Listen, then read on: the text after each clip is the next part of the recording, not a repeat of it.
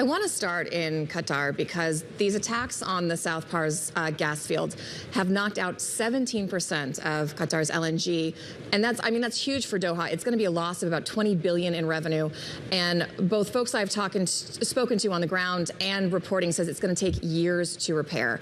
What does this mean long term for the viability of LNG from that country or even the region? Yeah, Ras Laffan is the biggest LNG export project in the world, and Qatar is the second largest exporter in the world, and so this will have a major impact. It's a reminder how concerning the recent escalation in attacks on energy assets in the area are. That's one of the reasons why the industry was really welcoming the president's statement yesterday that going forward, these are not going to be the focus of attacks, and that both sides really need to de-escalate when it comes to the energy assets specifically, because they are so critical not just to the region but to the world. I want to get a sense of what this disruption is like and how long it might take to repair that facility. And when you look at the whole natural gas apparatus here around the world and what's been hit, what's your sense of timing and timetable right now for getting things back up and running the way that they were? Yeah, look, I mean, these disruptions are always a function of the scale and the duration. I think we have a sense of the scale. We know how much product, how much crude, how much LNG runs through the straits, but no one really knows the duration. It's clear that the market and the industry and the administration are focused on opening the straits as quickly as possible to really limit the damage that it does to markets. But one of the reasons why those attacks on the energy assets are so concerning, because when it does come to a resolution and the straits are reopened, that could add to the time that's required to bring those products back onto the market. And so that's why it's so important to dial down those attacks and make sure that those are avoided. But I want to ask you, I mean, Iran has been threatening to do this for years, shut down the strait if action were taken against them.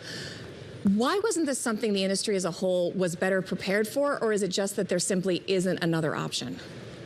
Well, I mean, I do think that there's a lot that has been done to diversify supplies around the world, including from the United States. You know, I mentioned that Qatar is the world's second largest LNG exporter. Well, the world's largest LNG exporter is the United States. Yeah. We're the world's largest producer of natural gas, the largest producer of crude oil, and that does bring a lot more stability to markets than what otherwise would be the case. If you can imagine such a crisis breaking out generations ago when we were a major importer of both crude oil and natural gas, it would be a very different situation. And so that's been a big part of the strategy, is to diversify supplies. But there's no way getting around the fact that the Straits of Hormuz and the Persian Gulf continues to be a critical choke point.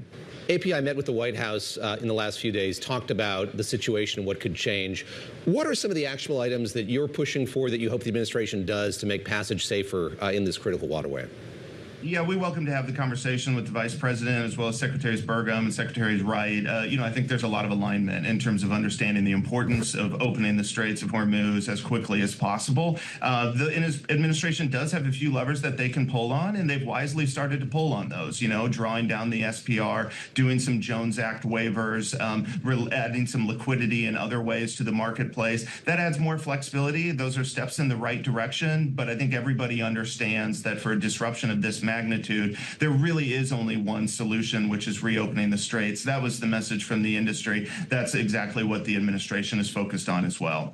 There's a couple U.S. naval ships that just left California about 2 days ago, and they're heading to the region, likely to help with potential escorts. I want to ask you first, are military escorts really a solution to this issue? And even if they are, those ships, it's going to take them quite a while to get there. What is the plan in the meantime?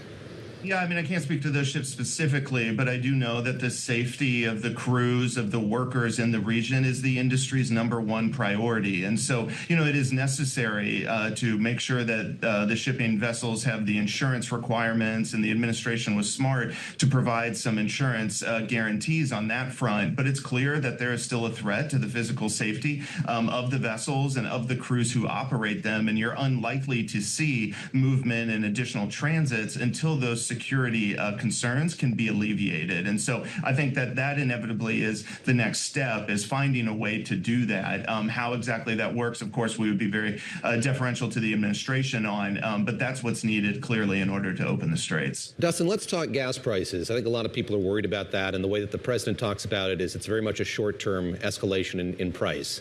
Prices are up, they're going to come down. He says that's going to happen fairly quickly. What is your read on, A, how much higher they have to go here, and B, how much longer that's likely to last for consumers?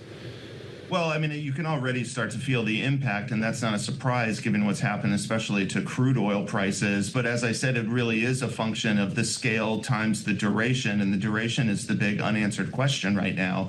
I will say that as we continue to navigate this, it is very important that we have so much U.S. supply out there. That meant that global markets were fairly well supplied going into this dynamic, and so that does provide a little bit of buffer and perhaps gives there a little bit more time, but the direction of travel here is very clear. We're going to have to open that strait, and markets are going to be volatile until there's a clear signal or a clear pathway for doing that. What else would you like to see from the U.S. government? They've been really responsive in terms of understanding the safety concerns of the industry. As I said, it makes a lot of sense what they're doing in terms of drawing down the SPR and coordinating that with our global partners. That really maximizes the impact because these are global markets that are fully integrated. And so they've been smart to pull on those levers, and now they're altogether reasonable in keeping their main focus on reopening the straits as quickly as possible. Dustin, is this crisis reframing at all the conversation about renewable energy? This is an administration that wasn't really prioritizing it, but at a moment where we see the difficulty of getting inexpensive oil and gas, does it kind of elevate that conversation once again or change the way that we should be having it? Well, I do think it's an important reminder of how necessary it is to control your own energy destiny. And the reality is that the United States has done a really nice job of that over the last 20 years as we've converted from being one of the world's largest importers to a net energy exporter, the world's largest producer of oil and gas. Not only does that provide more stability to global markets, but it does, to a degree, insulate the United States as well. And so making sure that we double down on energy production here in the United States of all forms, I think is absolutely a conclusion that a lot of folks are going to take coming out of this. The diversity of supply is always going to be important, both in terms of the types of supply and the location of the supply. The United States has done a nice job of that, but this is a reminder of how necessary that is.